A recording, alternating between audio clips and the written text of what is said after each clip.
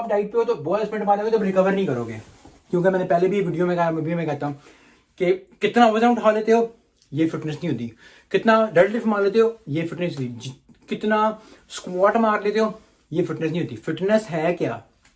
Fitness है, और ये आपको बहुत कम लोग बताएंगे, फिटनेस है कि कितनी जल्दी आप रिकवर करते हो, ये फिटनेस है। फिटनेस का गोल ही होना चाहिए। आपने 500 स्क्वाट मारा है, पाउंड या केजी मार लिया तो फिर तो आप एक टॉप लेवल पे हो।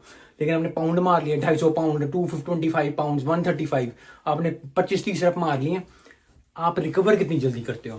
3 दिनों में, हफ्ते में खलियां पड़ जाती हैं। तो ये तो टॉपिक बहुत ज़्यादा है, बहुत ज़बरदस्त है।